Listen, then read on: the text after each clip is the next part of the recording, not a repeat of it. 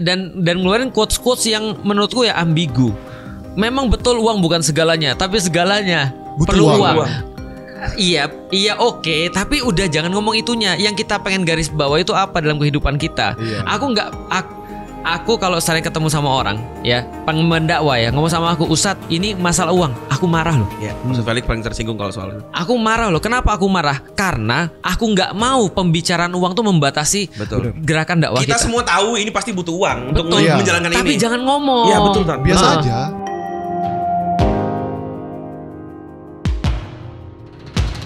Bener. Dan kita sama-sama saksi lah di Yuk Ngaji. Orang tuh masih nggak percaya kalau aku pernah mention di Yuk Ngaji kami nggak digaji. Betul. Nggak dibayar. Kami bukan pegawai Yuk Ngaji. Banyak yang kira kita tuh dan orang-orang tuh bertanya, terus lu ngepetnya di mana bisa hidup? Maksudnya lu kerjanya apa? Ditanya kerja juga nggak tahu kerja apa. Paling membingungkan di sini. Ditanya pas pulang kampung. Apa seolah-olah lu enggak, kita tetap ikhtiar kok, kita cari dari jalur yang lain. Kita mungkin ada program-program lain yang itu memang untuk urusan dapur. Betul. Tapi urusan Yuk Ngaji enggak. Dan aku lihat memang member-member Yuk Ngaji itu akan spend maksimal banget dalam urusan dakwah. Urusan pribadi, lihat nih ya. Kita tuh nggak pernah beli baju sendiri kalau nggak dikasih. Kalau nggak dikasih nggak punya baju. Tapi kebalikan, ketika mau show, saya shopping guys. Bener. Karena aku beli sepatu mahal. Antum tahu nggak? Baju yang paling mahal di lemariku itu baju Itimba. Bener, aku tahu. Bener, sama. Dan itu dibeliin. Iya. Aku tuh selalu begini, Tat. Aku sekarang alhamdulillah lebih baik kondisinya. Maksudnya dulu aku nggak punya apa-apa, adalah sekarang ada tempat tinggal. Dan aku itu semuanya tuh dikasih. Aku nggak boleh sombong. Dan aku bilang baju semua dikasih, segala HP segala macam. Kata aku komputer yang aku pakai. Apa yang aku punya? Aku tuh gak punya apa-apa. Sampai selalu berpikir seperti itu. Yang dibeli pun ada utang-utangnya. Ada utangnya dulu. Utangnya Ustaz Hussein utang dulu gitu ya. Dan akhirnya aku tuh ngelihat bahwa kita tuh berani spending gede-gedean. Fuad karena beli kita komputer, kebayang ya. Misal beli komputer 30 juta 40 juta. Ustadz Wimar beli laptop 60 juta. Sikat karena untuk dakwah. Betul. Tanya pakai pribadi sandal swallow segala macam. Betul. Nah yang aku lihat ini bukan untuk membangga-banggakan diri kita sederhana segala. Yang aku lihat ada ustadz banyak, bukan satu contoh ya. Yang mereka dakwah tapi jujur hidupnya glamor banget. Rumahnya gede, mobilnya sport car, jam tangannya ratusan juta. Yang akhirnya kan gue sebagai umat nih ngelihat, nih Ustadz Narif baliknya ke yang hal-hal seperti itu. Ditanya program mungkin ada tapi nggak nampak gitu loh. Nah sehingga muncul curigaan lah. Gitu zone lah akhirnya. Zone. Ini kok ustadz ini menjadi simbol kesenjangan sosial di mana masyarakat ini lihat untuk ya, makan aja susah. Ini ya aku baca ini aku khawatirin banget. Karena antum kan tahu ya bahwasanya kemaksiatan Firaun itu sistemik. Ya kan, sistemik. Bahwasanya ada Firaun sebagai penguasa, ada Haman sebagai sebagai pengusaha dan juga director, dan ada Balaam sebagai influencer. Ya, kan dia kan ulama influencer tuh Balaam. Dan ada juga Korun sebagai influencer. Korun tuh juga influencer. Ada tukang sihir juga sebagai influencer. Tugasnya apa influencer? Mempengaruhi pikiran orang. Lihat nih. Di surat Al-Qasas ini kemudian diceritakan keluarlah Korun kepada kaumnya dengan kemegahannya. Kemegahannya tuh dia minta bodybuilder untuk bawa kunci-kunci. Oh, pria-pria gagah bawa kunci-kunci gede. Kunci gede. Orang nanya itu kunci apa? Itu kunci tempat penyimpanan harta dia. Oh, harta kuncinya aja segitu banyak yang gitu ya. bawa bodybuilder. Bayangin antum. Jadi kayak paman Gober tuh. Gitu ya. Terus kemudian ketika dia mempertontonkan kemegahannya, kemudian apa kata-kata orang? Moga-moga kiranya ketika yang lihat-lihat itu siapa yang lihat? Bani Israel, rakyat-rakyat yang anaknya jelata disembelih itu loh. Jadi orang-orang yang sudah dalam problematika begitu besar, apa yang mereka katakan? Moga-moga kita diberikan seperti apa yang diberikan kepada Korun. Oh, pengen juga kayak. Iya, jadi yuridunal hayatat dunia. Mereka menginginkan kehidupan dunia dan lalu berkata, ya laita lana mislama utia Korun. Dan mudah-mudahan aku dapat itu. Pertanyaanku sederhana. Lihat nih ya, orang-orang yang nggak bisa dapat uang ya. Gimana? Apa yang mereka lakukan? Kenapa sih orang-orang itu banyak banget ngeliatin YouTube yang flexing? Iya betul. Pengen. Banyak banget. Karena mereka pengen. Betul. Aku juga pengen. Dan pertanyaannya, iya memang pengen. Tapi pertanyaannya adalah ketika orang ngeliat, mohon maaf ya, ustadz-ustadz yang kayak gitu, mereka ngeliat ustadz tuh pengen ilmunya, pengen hartanya, atau pengen dapat harta? Pengen harta. Aku besok pengen jadi ustadz. Kenapa? Rumahnya besar. Iya. Karena punya mobil banyak. Bener. Karena punya kayak gini-gini segala macam. Privilege-nya gitu. Jujur li ya, aku memposisikan diri sebagai rakyat jelata aja. Ngelihat nanti ada konten-konten tokoh agama yang itu tuh sebenarnya tipis-tipis flexing lah. Betul. Iya, bukan tipis-tipis lagi, bro. Iya, sebenarnya kalau ditanya flexing ya, enggak, ini bukan flexing, pasti ada. Ya, aku ngerasa itu kayak flexing. Naik mobil sport car dengan atap terbuka bareng gitu ya. Pokoknya seru-seru banget lah, rumahnya Ustadz, gede. ini apa ya? Ini kebetulan koleksi mobil saya. Terus dia ngomong tentang bersabar. Dia ngomong tentang bersyukur. Iya, aku jujur li kayak lu tahu apa sih maksudnya? Dia ngomong tentang wal akhiratu khairul laka minal ula. Iya. Lalu kemudian berbicara. Jangan cintai dunia, tapi betul. Maksudnya dalilnya Rasulullah kaya. Iya. Gitu kan ya. Dan dalilnya kemudian Nabi Sulaiman. Aku bilang, coba lihat benar-benar deh. Al-Quran tuh ngajarin kita benar-benar serius ya, cenderung pada dunia atau lebih cenderung pada akhirat. Artinya di dunia itu ya, Rasul orang kaya iya, tapi ada nggak satupun dalil di mana Rasul tuh menikmati dunia? Itu flexing poin. naik unta merah. Itu poin. Jadi dunia berarti naik buruk, men. Flexing nih. Berarti dunia di situ bukan berarti tidak boleh dimiliki kan tadi. Betul. Rasulullah pun pernah kaya. Rasul punya duit gitu kan.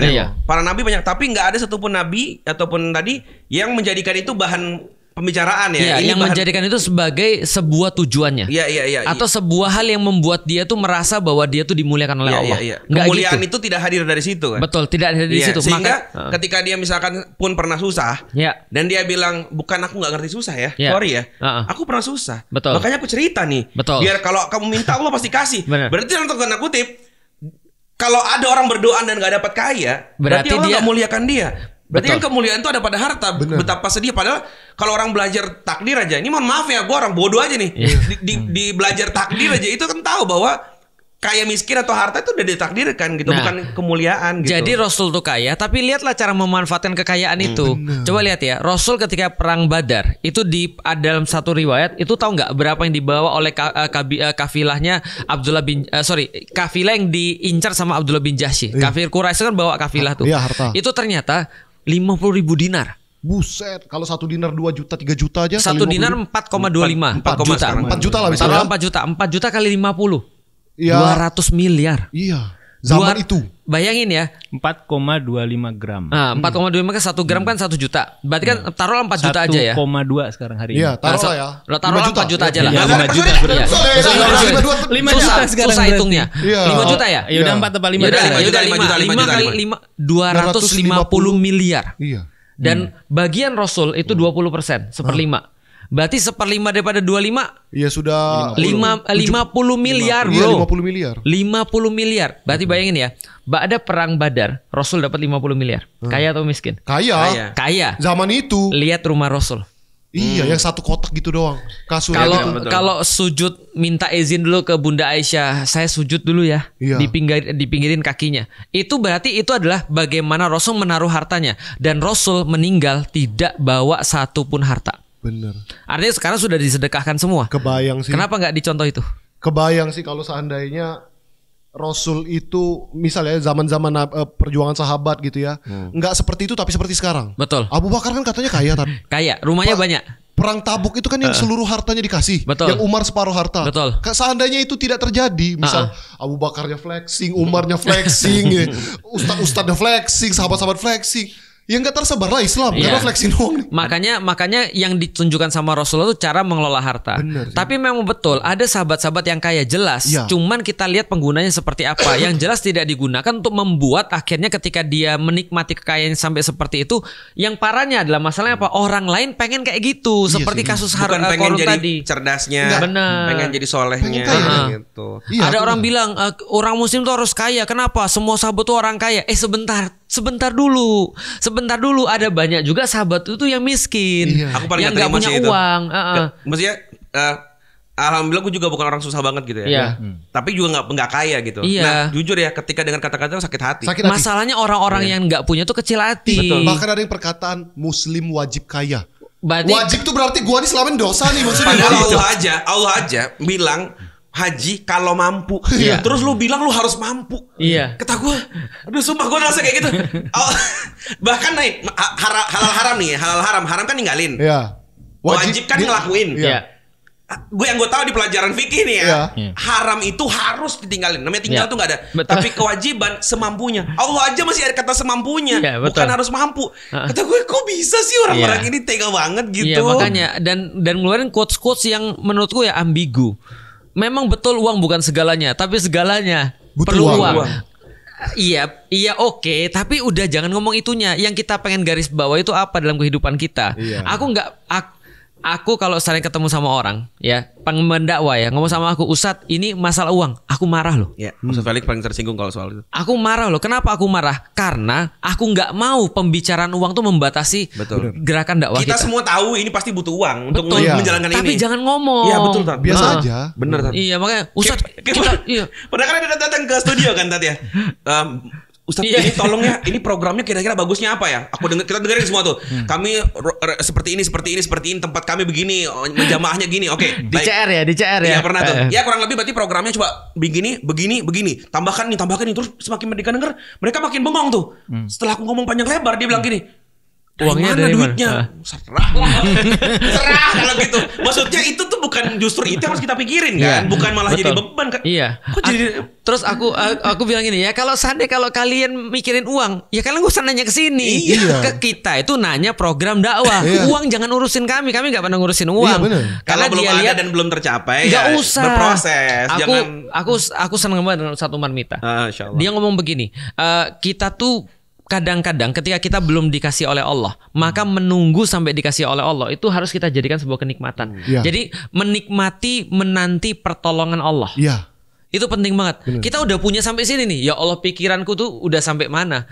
Contoh ya, aku kan merasa ketika bangun ini ya, bangun ini aku pikir, wah ini bisa untuk ngumpul nih, bisa untuk 100 orang nih, bisa untuk ini nih, segala macam. Ketika sudahnya 26 orang penuh gitu kan ya. Aku sedih banget bro, ngeliatin ada orang yang sempit-sempitan segala macam. Dalam kepalaku gitu, aku pengen yang lebih besar. Aku pengen tanah itu sebelahku beli dan segala macam.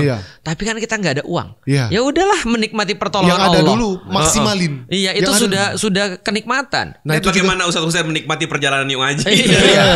Dari Hyundai Trajet ke mana Civic nabrak orang. Unik banyak hal, misalnya waktu kita syuting pertama itu ya di Istanbul. Itu kan beberapa take yang sekarang masih ada di YouTube-nya Yuk Ngaji yang lama itu. Pakai jaket biru. Itu seru banget. Dia bawa tripod nih. Ustadz ini nih. Aku bawa kamera juga. Dua gitu. Jadi kita berdua aja gitu. Tapi itu bentuk waktu itu masih sederhana gitu. Mensyukuri apa yang lagi dipunyai aja kan? Belum serumit ini. Betul. Dan akhirnya kita merasa bahwa ya apapun barang kita ya adalah untuk dakwah. Karena memang tujuan hidup kita tuh ya seperti itu. Artinya aku tuh coba untuk balik lagi ya kepada aku tuh nggak mau melihat orang-orang tuh melihat bahwa dakwah itu cuma sekedar itu. Makanya Ustadz Hafiz tuh tahu banget. Aku nggak suka banget orang kaya. Tahu nggak kenapa? Itu menciri untung sendiri ya? Gak juga sih. Karena gini, aku nggak suka sama orang kaya yang dia merasa ketika dia sudah ngasih kita banyak, dia bisa beli kita. Iya, betul. Itu kapok banget, aku serius aku. Aku nggak suka banget. Ada pengalaman begitu ya tadi? Iya, karena tadi dia merasa bisa dengan uang, sedangkan di Yuk Ngaji kita mau nunjukin uang itu nggak ada gunanya. Bener. Makanya coba tanya Mas Husen, berapa banyak orang-orang yang ketika dia itu mau masuk Yuk Ngaji tapi mental gara-gara masalah uang. Banyak. Kita bener-bener strict dalam masalah uang. Ya, soalnya ada stigma Yuk Ngaji ini orangnya sejahtera. Gak tahu kenapa sih. Pengajian anak komplek. Gitu ya. Pengajian elit global. Banyak lagi global dan lain-lain gitu ya. Ada yang nanya aku, Ustadz Felix kayak gitu sih enak, buat Yuk Ngaji sih enak. Ustadz Felix kan anak orang kaya. Aku bilang, lu kan udah belajar tentang takdir, lu ngomong kayak gitu sih. Lah kalau lu misalnya pengen kayak gue, lalu minta sama Allah lah, bapakmu kaya. Lu bapak kaya itu ya dimanfaatin untuk dakwah.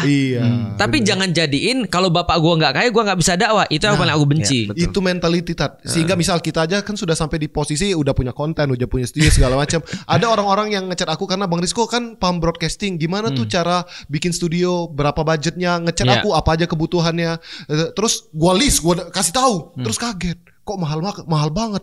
Mic aja satu bisa 4 juta, 5 juta, ada 10, 40 juta nih mic doang misal. Yang lain-lain bisa habis ratusan juta, kaget dia.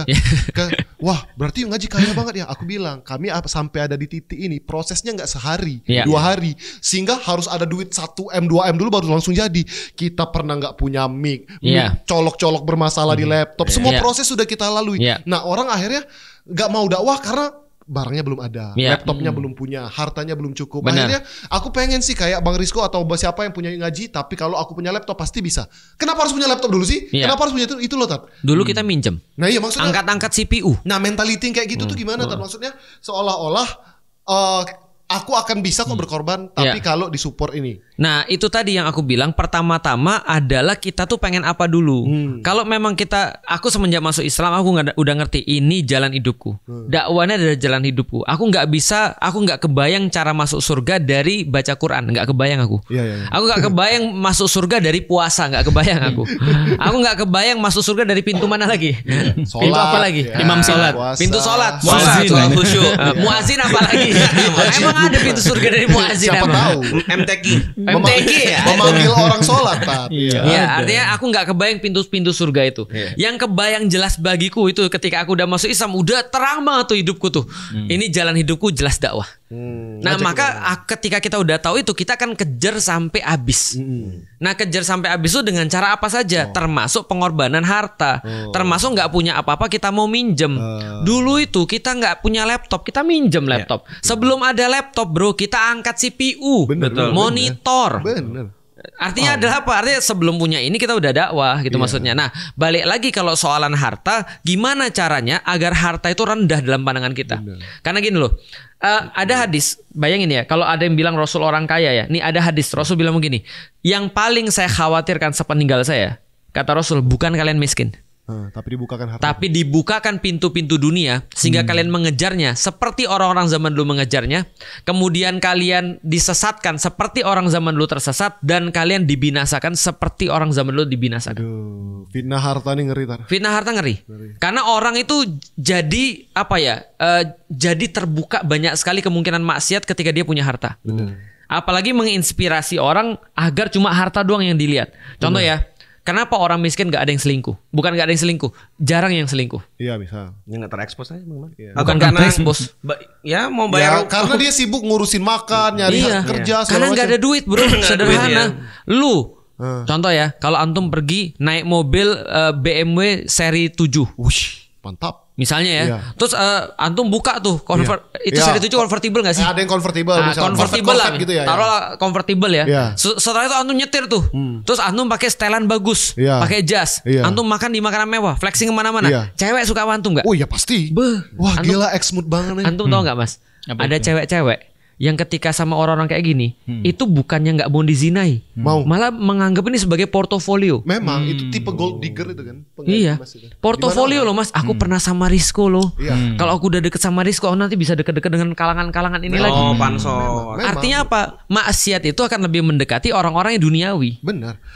Mana ada orang yang masih mikirin mau makan besok, lagi capek kerja, abis ngasok pokoknya kerja segala macam. Malam ini clubbing dulu lah ya. Gak ada duit clubbing, udah nanti lah gitu ya. Fitnahnya beda. Iya, fitnahnya orang beda. Fitnahnya beda. Fitnahnya paling kadang ketidaksyukuran. Apa gua nyolong aja ya? Apa gua ngerampok aja nih, pengebegal aja, fitnahnya beda gitu. Kriminalnya beda. Kriminalnya beda. Dan Rasul nyampein doanya kan ya Allah hidupkan aku dalam keadaan hidupkan aku sebagai orang miskin, matikan aku sebagai orang miskin, dan kumpulkan aku di hari akhirat dengan orang-orang miskin seperti ini. Iya. Artinya kan ada nggak yang berani ngulang doa tadi? Nggak ada. Nggak ada kan ya? Kenapa? Aku juga bukan orang kaya tapi nggak mau doain. Betul. Nah, tapi kalau seandainya ditakdirkan aku miskin, tolong kumpulkan aku sama Rasulullah. Betul. Gitu doang. Betul. Ya aku kalau kaya juga maunya sama Rasulullah. Caranya aku miskin-miskinin. Artinya pandangan Islam adalah kaya dan miskin itu harus dimanfaatkan untuk akhirat. Setuju. Ya kan ya, kaya dimanfaatkan akhirat, miskin dimanfaatkan untuk akhirat. Yang tidak boleh itu adalah hubud dunia. Yang harus itu adalah zuhud. Mau punya harta zuhud, nggak punya harta zuhud, gitu kan ya. Kalau punya harta hubud dunia, miskin hubud dunia, sama-sama neraka. Oke. Pinjol pasti kalau miskin. Jadi harta itu sebagai wasilah aja. Ya? Wasilah benar, sebagai alat, bukan tujuan ya. Nah terakhir nih, karena kontennya udah lama juga, banyak orang yang masih bingung. Aku lihat itu tuh udah mau kita dari jam 1-an tadi. Tapi kan banyak masalah teknis tadi. Iya. Maksudnya gini, terakhir. banyak orang yang antum bilang masih bingung soal hubud dan zuhud. Misal cinta dunia tuh apakah punya rumah gede, mobil ada 1, 2, 3, apakah itu cinta dunia? Sedangkan orang-orang zuhud itu harus compang-camping, harus terlantar kemana-mana dari masjid ke masjid, apa gimana? Itu bener banget. Anaknya ingus kemana-mana. Iya, seolah-olah kalau orang yang nggak cinta dunia tuh harus kumuh. Orang yang kaya, hidupnya mewah, pasti cinta dunia. Apakah begitu standar? Oke, pertama, alamatul hubbi kasro dzikri. Sesungguhnya salah satu alamat yang paling jelas atau ciri-ciri yang paling jelas daripada hubbut atau cinta adalah banyak-banyak menyebut. Jadi antum lihatlah, gampang banget ngelihat orang. Kalau antum ngeliat obrolan seseorang ya, dikit-dikit duit, dikit-dikit uang dan segala macam, berarti dipikirnya memang cuma uang. Itu karena dia banyak menyebut-nyebut itu. Yang dia, contoh ya, pertanyaan pertama dia ketemu antum adalah gini, omsetnya berapa?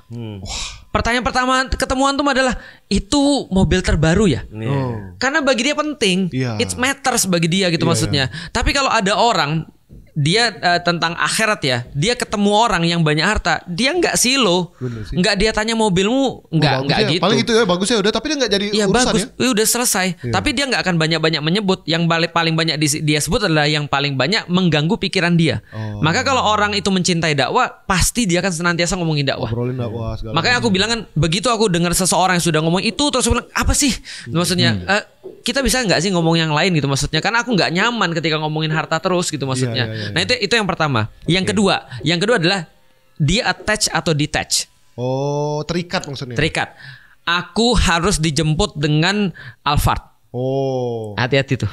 Hati-hati tuh. Dia boleh ngomong misalnya, ini cuma dunia, tapi harus dijemput pakai Alphard. Kalau dijemput pakai Xenia tersinggung gitu. Atau misalnya harus begini, harus begini. Enggak harus gitu kok. Gitu kan ya. Artinya dia boleh saja mencari kenyamanan di dalam dakwah. Aku juga sama. Kalau misalnya bisa nyaman, kenapa kita harus susah? Karena kadang-kadang memang ada panitia juga. Itu kita belum bahas pada lupa. Makanya aku bilang habis ini boleh. Lanjut dulu, Tat. Iya. Jawab dulu. Ini dari POV-nya dai ya. Nanti baru kita coba ke situ nyebrangnya. Attach atau detach ya berarti ya. Nah, kalau dia attach pada sesuatu, dia attach pada dunia, semakin dia terikat pada dunia berarti dia hubud dunia. Semakin dia bisa detach daripada dunia berarti nggak ada masalah. Bahkan dia kehilangan Alphard tadi, kehilangan rumah pun nggak apa-apa kalau itu untuk dakwah. Dia merasa sedih ketika HP-nya nggak terbaru. Itu attach. Ketika dia bisa contoh ya, punya rumah mewah tapi yang dipikir ada dakwah, itu detach. Makanya aku bilang sama istriku, jangan sampai kita punya rumah di Bogor, kita bangun dari baru, lebih luas daripada rumah yang lama, tapi kita aktivitas dakwahnya lebih rendah daripada kemarin. Jangan sampai, karena akhirnya di rumah terus, nikmatin rumah terus gitu ya. Semenjak aku punya motor ganti mobil, aku bilang jangan sampai kita pakai mobil, kita nggak lebih jauh jalan untuk dakwah daripada kita pakai motor. Benar, menarik. Itu detach dan attach. Gitu kan ya. Jadi kita mau nyari rumah tuh, kalau antum nggak punya rumah, antum dakwah. Setelah punya rumah, antum ngendem terus di rumah. Itu namanya attach. Bener, banyak kejadian gitu tuh. Masalahnya gitu, detach atau attach, dua itu aja cukup tuh. Nah kalau ini deh, kalau khususnya ini Ustadz kan paling tahu nih kalau sering kita kemana-mana kan, banyak orang yang pengen dalam undang, tanda kutip, ingin mendapatkan kebahagiaan juga lah, undang teman-teman semuanya gitu. Cuman tidak terbiasa dalam mengelola sebuah event, ya kan? Iya, bukan IO, anak-anak polos itu kan sekali-kali yang akhirnya membuat kita geleng-geleng ya dengan pengalaman tuh Ustadz. Jadi cerita tuh yang dulu sampai makan di kondangan dan lain-lain. Nah, sebenarnya semoga lihat ya. Nah, jadi apakah ketika kita mensyaratkan atau menstandarkan tertentu, betul. itu tergolong tadi attach gitu, attach ataupun menarif ya. Karena tadi ketika bicara tentang ustadz tarif, kadang-kadang memang ada IO yang memang dalam tanda kutip kurang ajar. Karena contoh dia memanfaatkan ustadznya sebagai talent, dan itu akan hilang sebenarnya kalau kita punya visi. Jadi kalau contoh IO kita ngundang untuk acara ini, lebih baik enggak, karena ini bukan visiku gitu kan. Tapi kalau ada undangan seperti apa ya, jadi gini, pertama kata-kata bahwasanya dakwah itu harus berkorban, itu adalah kata-kata dai. Bener. Kata-kata ustadznya, ulamanya, bukan kata-kata orang yang ngadain acara. Ingat ya, jangan sampai Anda yang ngadain acara ya, terus berkata, Ustadz, bukannya dakwah itu adalah pengorbanan, kok Ustadz nggak mau sih untuk berkorban? Bukan gitu maksudnya. Salah dalil ya. Salah. Ustadz Hafiz pernah ngomong sama aku, besok ada acara nggak? Kita mau ke Surabaya. Aku nggak pakai nanya lagi. Aku langsung bilang, Ustadz, ini ada pilihan pesawat, mau yang mana Ustadz? Langsung aku tawarin Ustadz Hafiz. Artinya apa? Karena aku sebagai murid aku harus untuk berusaha melayani. Melayani guru. Karena itu pahala terbesarku. Gitu maksudnya. Dan Ustadz Hafiz gak pernah akan minta. Gak pernah akan minta. Tapi aku sebagai murid aku akan mempersembahkan yang terbaik yang aku punya. Ya di sini pentingnya tahu diri. Tahu diri. POV-nya dai. Dia harus pada titik itu tadi tidak harus, maksudnya tidak perlu kriteria tinggi untuk melakukan proses dakwah. Tapi kalau sebagai penyelenggara, sebagai pelayan, itu harus mempunyai standar yang sangat tinggi. Itu. Jadi artinya kalau ada yang ngundang misalnya. Ingat yang lalu. Iya, soalnya dulu tuh ya ini kenapa kita bikin standar ya. Aku kasih tau lo kenapa kita bikin standar. Dulu aku nggak pernah bikin standar tentang pergi kemana-mana. Tapi ketika ada panitia terlalu banyak banget dia belinya pesawat yang paling murah.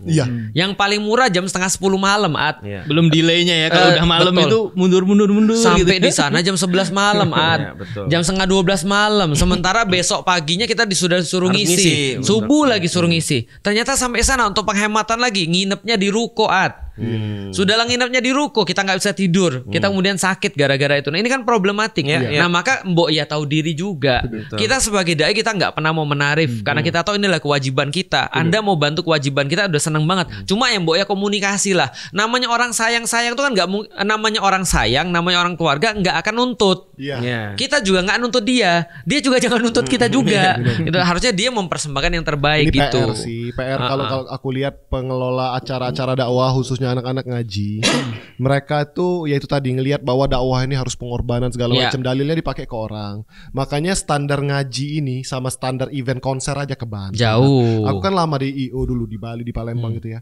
Wong IO itu nggak kenal dalil loh, mereka aja nggak beragama istilahnya gitu ya. Tapi kalau sudah urusan yang nge-LO-in talent, dikasih yang terbaik, sampai dikasih maksiat pun dikasih yang terbaik. Servis. Ditanya bahkan maksiatnya mau apa? Apa spesifikasinya apa? Sukanya yang gimana? Mau 1-2 dikasih gitu ya. 3 boleh. Ya kayak udah kayak pemilu nih. Mau pilih yang mana gitu ya.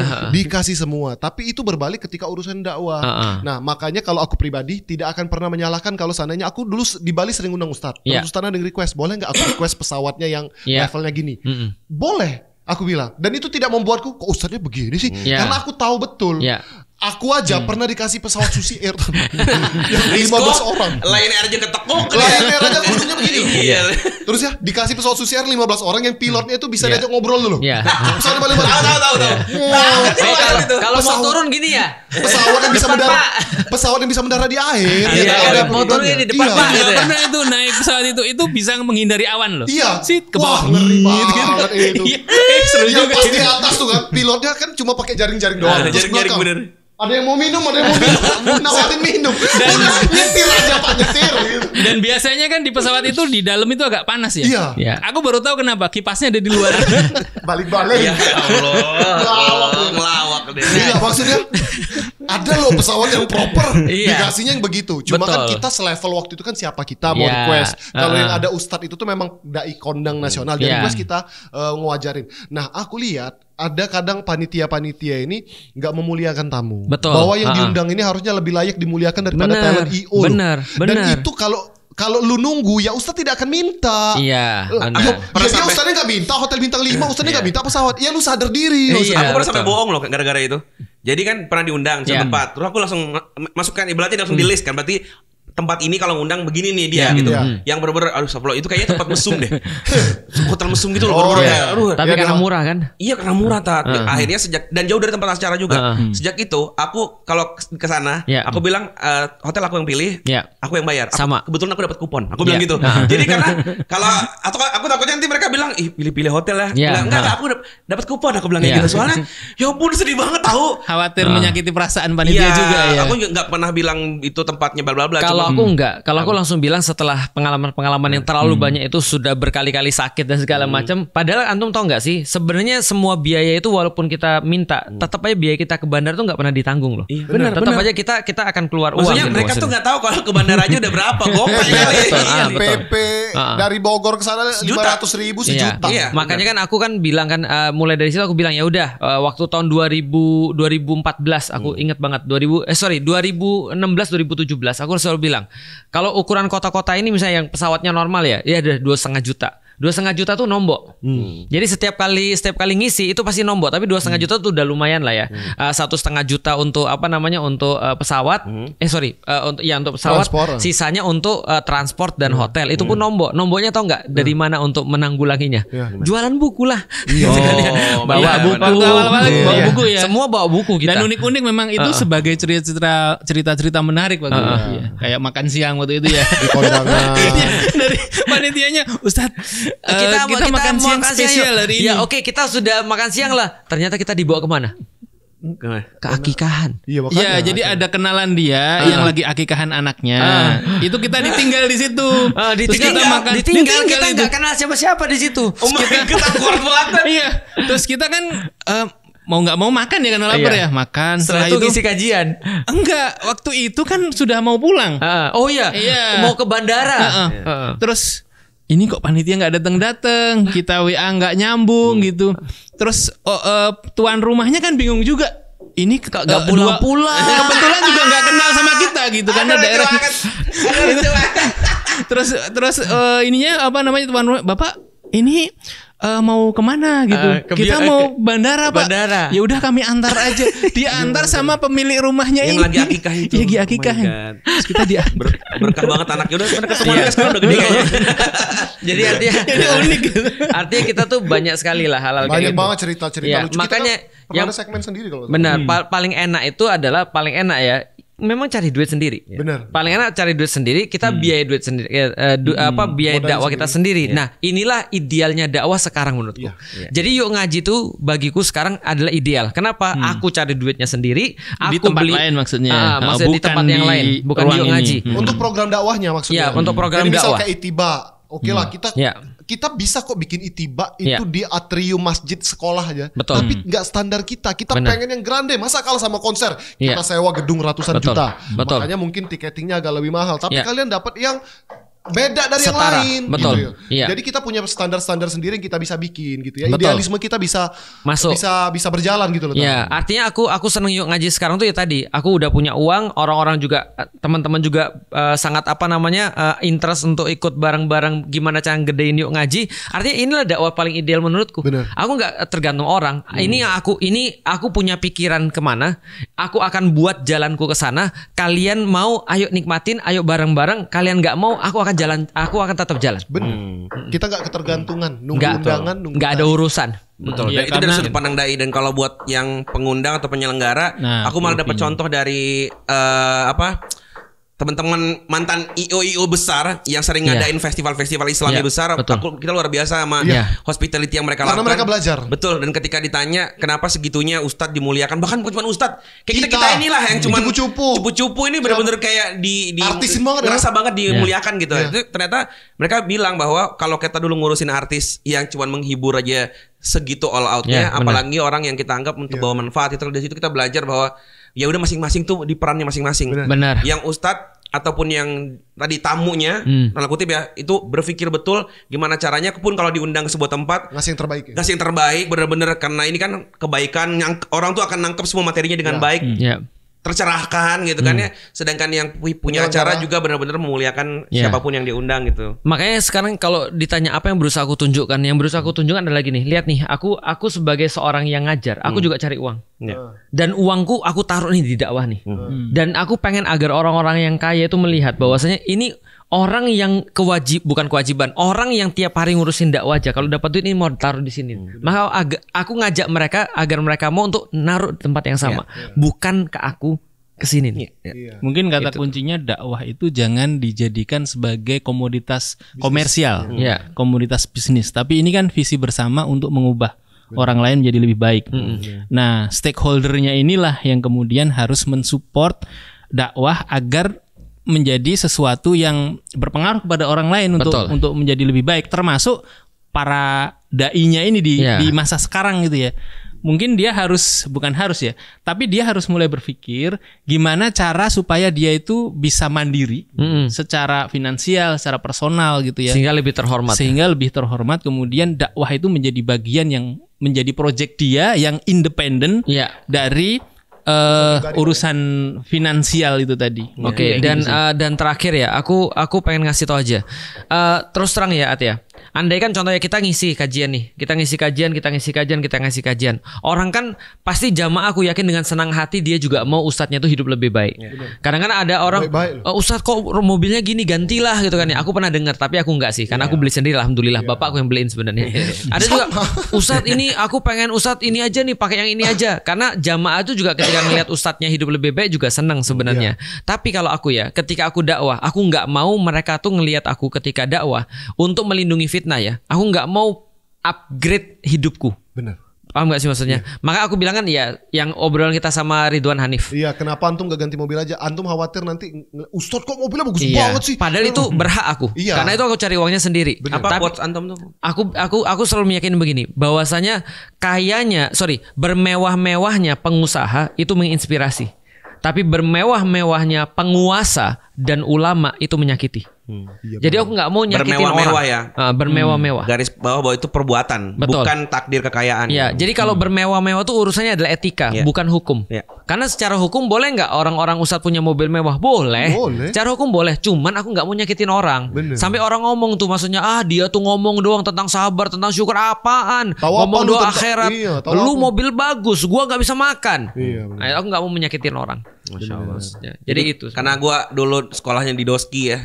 Jadi inget kata quotesnya Kang Dahlan kalau nggak salah, yang pernah bilang hidupilah Muhammadiyah, jangan mencari hidup di Muhammadiyah. Itu mungkin bisa jadi quotes umum lah bahwa organisasi yang ideal tuh begitu. Iya, hidupilah dakwah ini, bukan kita mencari hidup di dakwah gitu ya. Masya Allah. Baik, semoga ya pembahasan ini jadi ini kita sampaikan lagi untuk ngundang Ustadz Felix member ya, itu nggak ada tarif. Dan jangan aja kita. Dan bukan sama aku 30 juta sama bukan nggak ada tarif tadi lagi, tapi kita sengaja ngurangin. Jadi gini, karena kita tuh orang yang punya visi besar.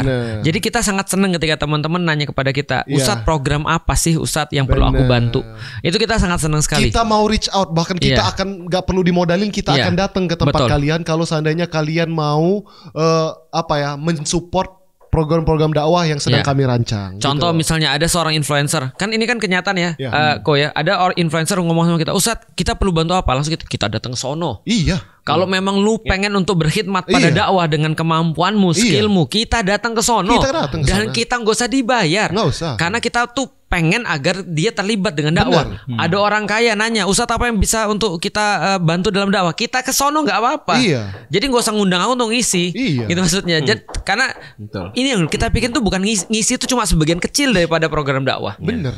Gitu. Ada presiden mau nelpon kita. Ada program apa? Kita ke sana. Kita ke sana. Program makan gratis. Ya udah nggak mungkin presiden ke rumah lu lah, gila lu. Kalau presiden, khusus presiden kita nggak akan ke sana. Karena nggak boleh. Biarlah Umaro yang datang ke ulama. Iya, betul. Kita nggak boleh. Jadi kita datangnya di tengah-tengah aja lah. Atau dia datang sini. Janjian di warung bakso lah. Ya, karena itu masalah hukum ya. Karena masalah hukum kalau mohon maaf, kalau seorang misalnya contoh ya, orang yang ngisi kajian dan segala macam, dia datang ke istana mesti pasti fitnah. Iya benar. Mesti pasti fitnah. Jangan ke ulama, ketua partai datang aja ketemu presiden langsung ada apa? Ada apa?